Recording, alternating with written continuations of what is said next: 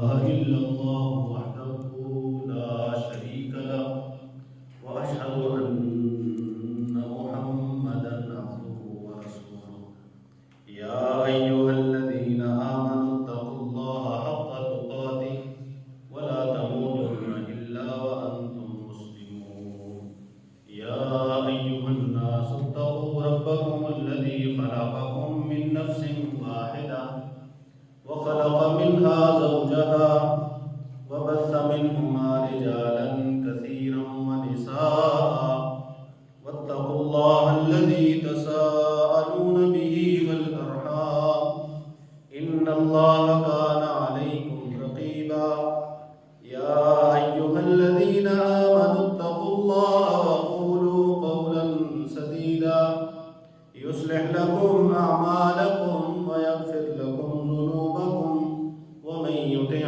الله ورسوله فقد فاز فوزا عظيما أما بعد فإن خير الحديث كتاب الله وخير الهدي هدي محمد صلى الله عليه وسلم وشر الأمور محدثاتها وكل محدثة بدعة وكل بدعة ضلالة وكل ضلالة في النار إن الله وملائكته يصلون على النبي يا أيها الذين آمنوا صلوا عليه وسلموا تسليما اللهم صل على محمد وعلى آل محمد كما صليت على إبراهيم وعلى آل إبراهيم إنك حميد مجيد اللهم بارك على محمد وعلى آل محمد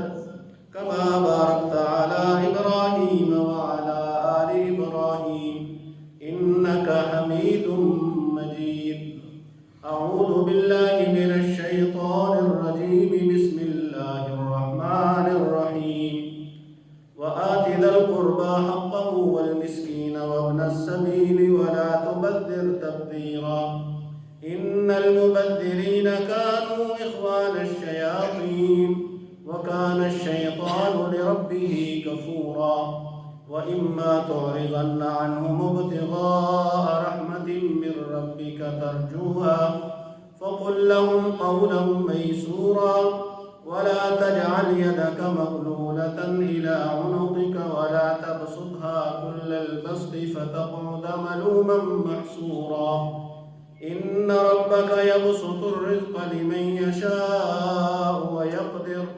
إنه كان بعباده خبيرا بصيرا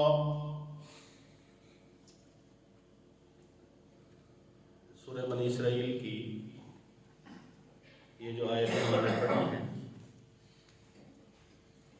یہ آیتوں کا ایک سلسلہ ہے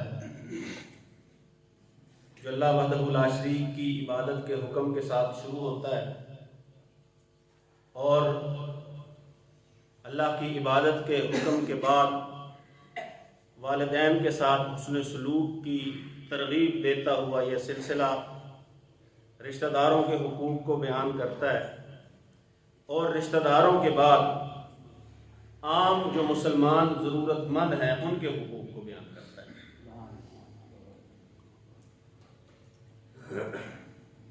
اور مال و دولت چونکہ اللہ رب العزت کی نعمت ہے اور یہ نعمت اگر اللہ نے کسی کو دے رکھی ہے تو یہ اس کی آزمائش کے لیے، اور اگر کسی کو نہیں دی تو اس کی بھی آزمائش کے لیے۔ اللہ رب العزت فرماتے ہیں کہ قریبی رشتہ داروں کو ان کا حق دو اور مسکین کو بھی اس کا حق دو، مسافر کو بھی اس کا حق دو۔ جنہیں اللہ نے نواز رکھا ہے ان کو اللہ حکم دے رہا ہے کہ وہ جو معاشرے میں غریب لوگ ہیں، کمزور ہیں، مستحق ہیں، جن کا ذریعہ آمدن یا تو ہے ہی نہیں یا ذریعہ آمدن ہے لیکن وہ ان کی ساری ضروریات کو پورا نہیں کرتا،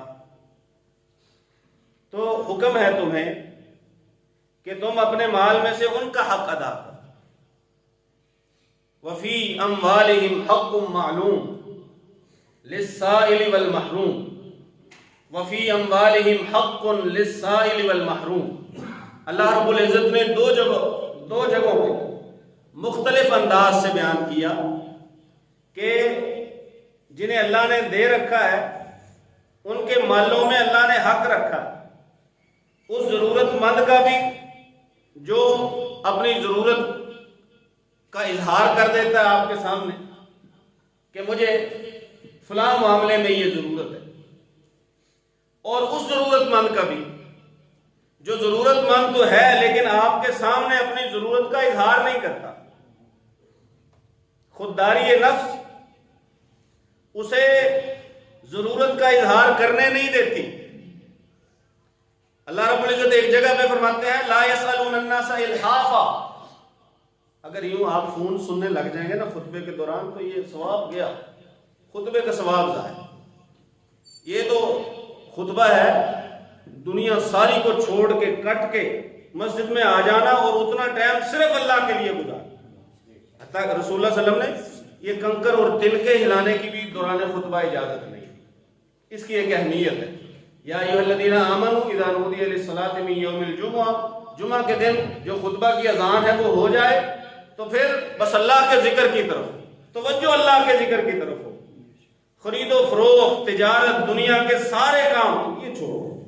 یہ کالے والے تو ویسے ہی جو ہے نا اتنی ضروری چیز بھی نہیں ہے، انہیں بندہ آدھے گھنٹے بعد بھی وصول کر سکتا ہے. چلیں محسوس نہ کیجیے، اللہ آپ کو برکتوں سے نوازے.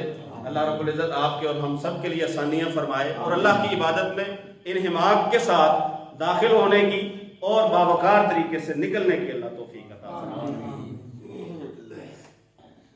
اللہ رب العزت فرماتے ہیں لا يسألون الناس الحافا. کچھ لوگ ایسے ہوتے ہیں، تین قسمیں ہوں گی یہاں پہ. وہ جو حقدار ہیں ان کی تین قسمیں اللہ نے بیان کر دی. ایک وہ جو آپ سے ضرورت کا اظہار کرتے ہیں اور ایک بار نہ آپ توجہ دیں دوسری بار کر دیتے ہیں، دوسری بار نہ دیں تیسری بار کر دیتے ہیں. دوسرے وہ ہیں جو ضرورت کا اظہار کرتے ہی نہیں ہیں، ضرورت مند ہوتے ہیں.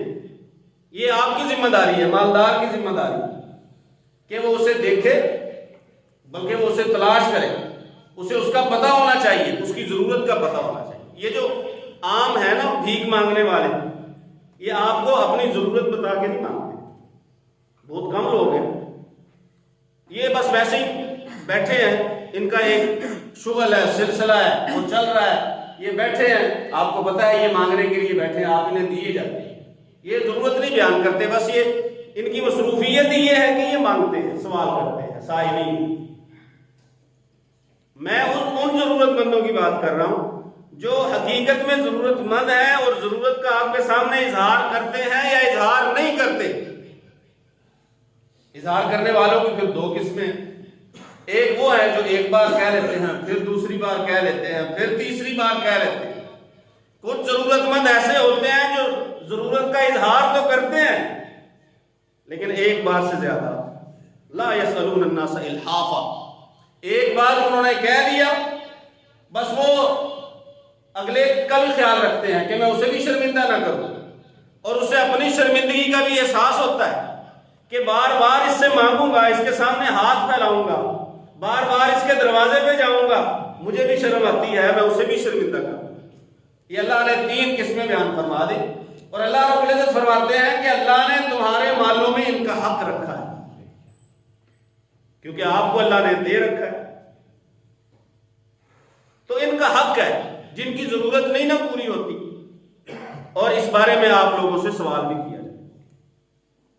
رسول اللہ صلی اللہ علیہ وآلہ وسلم نے فرمایا کہ اللہ رب العزت قیامت کے دن ایک بندے کو بلائیں گے، پوچھیں گے، تین قسم کے سوال کریں گے کہ میرے بندے، میں نہ پیاسا تھا، تیرے پاس آیا تھا، تو نے مجھے پانی نہیں پلایا. میں بھوکا تھا، تیرے پاس آیا تھا، تو نے مجھے کھانا نہیں کھلایا. مجھے ضرورت لباس تھی، میں تیرے پاس آیا تھا، تو نے لباس پہننے کے لیے مجھے کچھ نہیں دیا. بندہ تعجب سے کہے گا تو رب العالمین ہے، تجھے پانی کی کیا ضرورت ہے، تجھے کھانے کی کیا ضرورت ہے، تجھے لباس کی کیا ضرورت ہے؟ تو مالک کہے گا وہ میرا فلاں ضرورت مند بندہ تھا، اس کا تجھے پتا تھا، یا وہ تیرے پاس آیا تھا، تو نے اس کی ضرورت کو پورا نہیں کیا۔ اگر اس کی ان ضرورتوں میں سے کسی ضرورت کو پورا کرتا تو مجھے اس کے پاس پاتا، مجھے اس کے پاس پاتا۔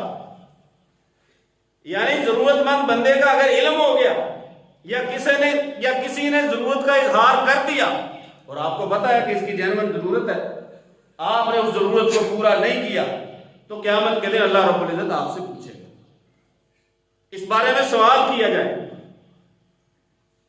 اور رسول اللہ صلی اللہ علیہ وآلہ وسلم نے ہمیں جو تعلیمات دی ہیں، جو سکھایا ہے، ایسے لوگوں کے بارے میں جو ضرورت مند ہیں، جو ضرورت کا اظہار کرتے ہیں یا ضرورت کا اظہار نہیں کرتے، رسول اللہ صلی اللہ علیہ وسلم نے انہیں دینے کی ترغیب دی کہ انہیں دو، جو اللہ نے دے رکھا ہے اس میں سے دو۔ قرآن کہتا ہے کہ اللہ کے خاص محبوب بندے ہیں وہ جو اپنے اللہ کے دیے گئے مال میں سے خرچ کرتے ہیں، چھپا کر خرچ کرتے ہیں یا کبھی کبھی دکھا کر بھی کر دیتے ہیں۔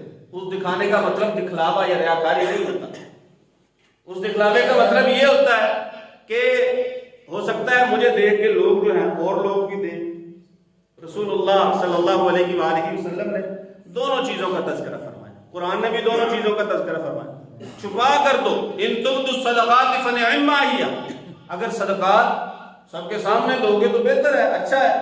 وَإِن تُخْفُوهَا وَتُؤْتُوهَا الْفُقَرَاءَ فَهُوَ خَيْرٌ لَكُمْ، لیکن اگر پوشیدہ رکھو گے کہ میرا اور اللہ کا معاملہ ہے، میرا اور اللہ کا معاملہ ہے، میں بس لینے والا جانے، میں جانوں، یا ہمارے بیچ میں اللہ ہے وہ جانے، اللہ فرماتے ہیں اگر اسے چھپاؤ اور دو بھی محتاجوں کو تو یہ تمہارے لیے کہیں بہتر ہے۔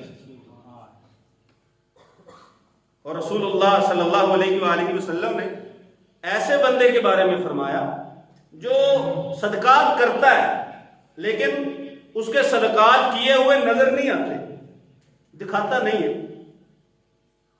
اللہ کے پیغمبر صلی اللہ علیہ وآلہ وسلم نے فرمایا ایسا شخص جو صدقہ کرتا ہے اس صدقے کو پوشیدہ رکھتا ہے، حتی لا تعلم شمالہ ما تنفق یمینہ، یہاں تک کہ اس کے بائیں ہاتھ کو پتہ نہیں چلتا کہ دائیں سے اس نے دیا کیا۔ اس قدر خاموشی سے، اس قدر چھپا کے کہ دایاں دے رہا ہے، بائیں کو پتہ ہی نہیں ہے، ساتھ والے ساتھی نہیں جانتے۔ بس اوقات کچھ لوگوں کو اللہ نے توفیق دی ہوتی، وہ اللہ کی راہ میں خرچ کرتے ہیں، مسکینوں محتاجوں کے کام آتے ہیں، لیکن ان کے گھر میں اگر کوئی تذکرہ کرتے نا کہ فلاں بندے کی یہ مدد کرتا ہے، گھر والوں کو پتہ ہی نہیں ہوتا کہ یہ مدد کرتا ہے۔ ہم نے تو کئی ایسے لوگ بھی دیکھے ہیں الحمدللہ کہ جو جب دنیا سے چلے گئے نا، دنیا سے چلے گئے، بعد میں پتہ چلا کن کن غریبوں کا آسرا اور سہارا۔ حضرت حسین کے بیٹے ہیں حضرت علی بن حسین زین العابدین جنہیں کہا جاتا ہے، جب وہ فوت ہوئے تو انہیں غسل دینے کے لیے جب لٹایا گیا تو دیکھا کہ ان کی کمر پہ سیاہ نشانات ہیں۔ اب یہ نہیں سمجھ آئی کہ مشقت کرنے والا تو بندہ نہیں تھا، مزدوری تو کرتا نہیں تھا، کہ مزدوروں کی طرح بوریاں اٹھاتا ہو، بھار اٹھاتا ہو اور کمر پہ سیاہ نشانات ہو، وجہ کیا ہے؟ کچھ دنوں بعد بات کھلی کہ 100 گھرانے ایسے تھے جن میں خود اپنی پیٹھ پہ لاد کے راشن کی بوریاں پہنچایا کرتے، دنیا سے چلے جانے کے بعد۔ یہ اللہ کے بندے کچھ ایسے ہوتے ہیں جو اس قدر چھپاتے ہیں کہ ان کے گھر کے لوگوں کو پتہ نہیں ہوتا۔ کچھ کا تو زندگی میں پتہ چل جاتا ہے، کچھ کا زندگی میں پتہ ہی نہیں چلتا، ان کے مرنے کے بعد پتہ چلتا ہے۔ وہ بھی جب اس سے لینے والے وہ تذکرہ کرتے ہیں، وہ جن کے وہ کام آیا جب اس کا ذکر کرتے ہیں اچھے لفظوں میں، رسول اللہ صلی اللہ علیہ وسلم نے فرمایا ایسے چھپا کے صدقہ کرنے والا قیامت والے دن اللہ کے عرش کے سائے میں ہوگا، جس دن اس کے عرش کے سوا کوئی سایہ نہیں ہوگا، کوئی سایہ نہیں۔ 7 قسم کے لوگوں کا تذکرہ کیا، اور ان 7 قسم کے لوگوں میں ایک یہ ہے جو خرچ چھپا کے کرتا ہے، جو چھپا کے دیا اللہ کے لیے۔ رسول اللہ صلی اللہ علیہ وآلہ وسلم نے ایک رات صدقے کی ترغیب دی. ایک بندہ صدقہ کرنے کے لیے نکلا، اسے راستے میں جو ملا نا اسے صدقہ دے دیا. صبح بات مشہور ہو گئی کہ رات کسی نے چور کو صدقہ دے دیا. اب وہ بندہ سوچ رہا ہے کہ یہ تو ضائع چلا گیا. دوسرے دن پھر نکلا کہ کرنا تو صدقہ تو میں نے کرنا ہے، رسول اللہ صلی اللہ علیہ وسلم سے بات سنی ہے. پھر کوئی ملا اسے دے دیا. صبح پھر بات ہوگی کہ کسی نے رات امیر بندے کو پکڑا دیا صدقہ. تیسری رات اس نے پھر ایسے ہی کیا. وہ پتہ چلا کہ ایک فاحشہ خاتون کو دے دیا. اب جو ہے اس کے پاس کچھ نہیں، وہ دے چکا جو تھا، پاس دینے کے لیے کچھ نہیں. تو خود ہی آ گیا رسول اللہ صلی اللہ علیہ وسلم کے پاس. بعض روایات میں ہے کہ کچھ لوگوں نے رسول اللہ صلی اللہ علیہ وسلم کو بتایا کہ یہ 3 راتوں میں یہ 3 واقعات ہوئے ہیں. رسول اللہ صلی اللہ علیہ وسلم نے فرمایا ہو سکتا ہے صدقے کی وجہ سے چور چوری سے رک جائے. وہ جو امیر کو کسی نے تھما لیا ہے، اگر وہ کنجوس ہے اسے اللہ غنی کر دے، سخی بنا دے. اور جس خاتون کو دیا ہے ہو سکتا ہے اللہ تعالیٰ اس سے برے کام چھوڑا.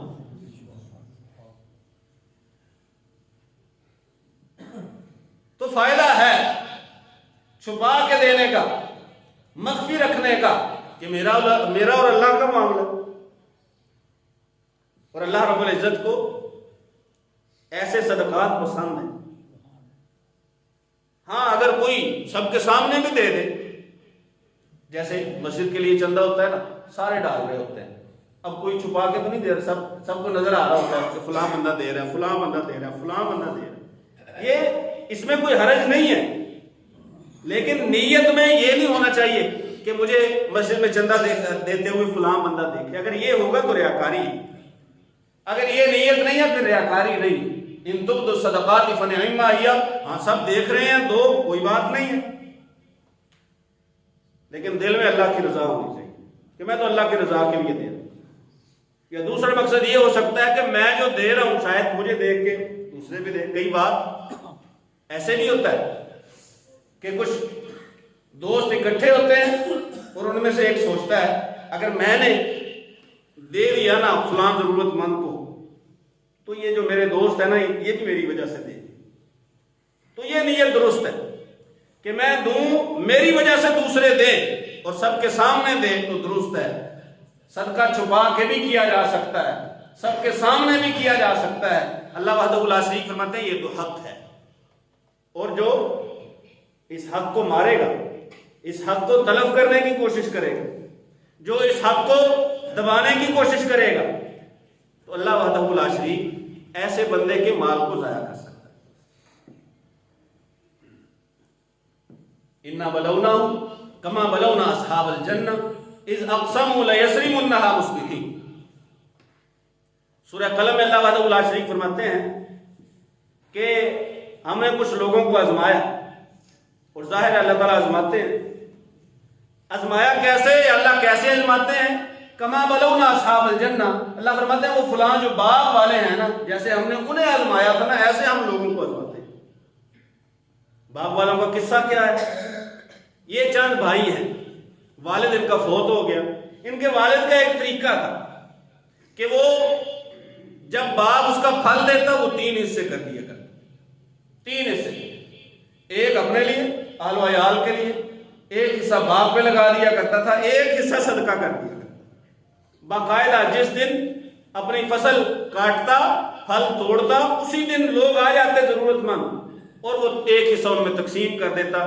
بیٹوں نے آپس میں مشورہ کیا کہ بات یہ ہے، یہ ہمارے والد کا تو ایک سلسلہ تھا، لیکن نہ ہم نہیں یہ چلا سکتے، ہم نہیں یہ دے سکتے. نماز جنازہ میں نا ایک دعا ہے، اللہم لا تحرمنا اجر، یا اللہ یہ جو مرنے والا نیک کام کرتا تھا نا، ان نیک کاموں کے اجر سے ہمیں محروم نہ کر. اگر والدین کی نیکیوں سے اولاد محروم رہ جائے تو اس کا مطلب ہے کہ یہ بات غلط ہے، درست نہیں ہے، کیونکہ اللہ جنازے میں دعا سکھائی ہے، لا تحرمنا اجرہ، یا اللہ یہ جو ثواب کے کام کرتا تھا ان کاموں سے ہمیں محروم نہ کر. بیٹوں نے کہا نہیں ہماری ضروریات زیادہ ہیں، یہ پورا ایک حصہ، ایک بندہ ہے جس نے محنت نہیں کی، پانی نہیں لگایا، کام نہیں کیا، خرچ نہیں کیا، اسے ہم پورا تیسرا حصہ دے دیں، ایسا نہیں کریں۔ اذ اقسموا لا یصرمنها مصبحین ولا یستثنون، صبح جو ہے نا انہوں نے ارادہ بنایا، قسمیں اٹھائیں آپس میں، پکا ارادہ بنایا کہ صبح جا کے نا پھل توڑ لیں، ولا یستثنون۔ اچھا انہوں نے کسی قسم کا استثناء نہیں کیا، انشاءاللہ نہیں کہا، نہ ہی یہ کہا ہے کہ سارا پھل توڑیں گے لیکن حصے داروں کے حصے جو ہے نا وہ رکھیں گے، کوئی انہوں نے کہا سارا جو ہے نا اس دفعہ ہتھیانا ہے، وہ والد والا معاملہ ختم کرنا۔ فطاف علیہا طائف من ربک وہم نائمون فاصبحت تسریم، اللہ فرماتے ہیں رات کو ایک آنے والا پھرنے والا آیا، اور پھرنے والے کو بھیجا تھا تیرے رب نے، تیرے رب کی طرف سے ایک آیا، وہ پھرا اور اس نے ایسے کر دیا باغ کو جیسے باغ کٹا پڑا ہوتا ہے، فاصبحت کالصریم، باغ ایسے ہو گیا جیسے کٹا پڑا ہے۔ فتنادوا مصبحین، صبح ہوئی نا ایک دوسرے کو آوازیں دی، اٹھایا، انہیں نہیں پتا چلا یہ سوئے ہوئے، باغ تباہ ہے، صبح ایک دوسرے کو اٹھانے لگے، آوازیں دے رہے تھے اور ڈر بھی رہے تھے، یہ ایک دوسرے سے ہلکی ہلکی بات کر رہے تھے۔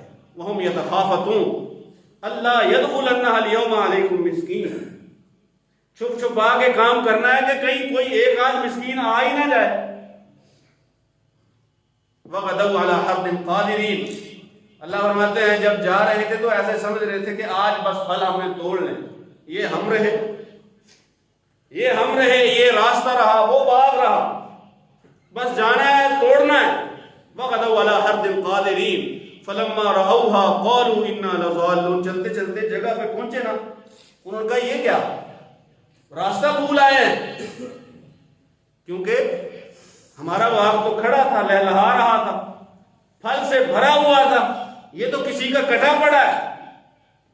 انہوں نے کہا انا لضالون، ساتھ ہی دوسرا خیال بھی ہے بل نحن محرومون، نہیں ہم کسی اور کا حصہ کھانے چلے تھے، اللہ رب العزت نے ہمارے حصے سے ہی ہمیں محروم کر، ہمارا حصہ ہی نہ رہا۔ وہ ان میں سے ایک نے کہا کہ میں نے تو تمہیں کہا نہیں تھا، الم اقل لکم لولا تسبحون، کہ کوئی اللہ کو بھی یاد کیا کرو۔ قالوا سبحان ربنا انا كنا ظالمین، اللہ رب العزت فرماتے ہیں کہ پھر انہوں نے کہا ہے ہمارے رب تو پاک ہے، غلطی ہماری ہے۔ اس سے پہلے کہ غلطی کا احساس نقصان ہونے کے بعد ہو، اللہ رب العزت کے غریب بندوں کا خیال رکھو، مستحق بندوں کا خیال رکھو، بے سہارا لوگوں کا آسرا بنو، مقروض لوگوں کے کام آؤ، کسی کو ضرورت کے لیے قرض ہے اسے ضرورت کے لیے قرض دو۔ یہ اللہ رب العزت کا حکم ہے، یہ رسول اللہ صلی اللہ علیہ وسلم کا حکم ہے۔ آتِ ذی القربى حقہ والمسکین وابن السبیل، اللہ رب العزت یہاں اس واقعے کے آخر میں فرماتے ہیں کذالک العذاب، اللہ جب پھر پکڑتا ہے نا سزا دیتا ہے، ایسے ہی سزا دیتا ہے۔ یہ تو دنیا کا نقصان ہے نا، وَلَعَذَابُ الْآخِرَةِ أَكْبَرُ لَوْ كَانُوا يَعْلَمُونَ، آخرت کا عذاب اس سے بڑا ہوگا، کاش لوگوں کو سمجھ آ جائے۔ اللہ سے دعا ہے اللہ سب سمجھ کر عمل کی توفیق نصیب فرمائے۔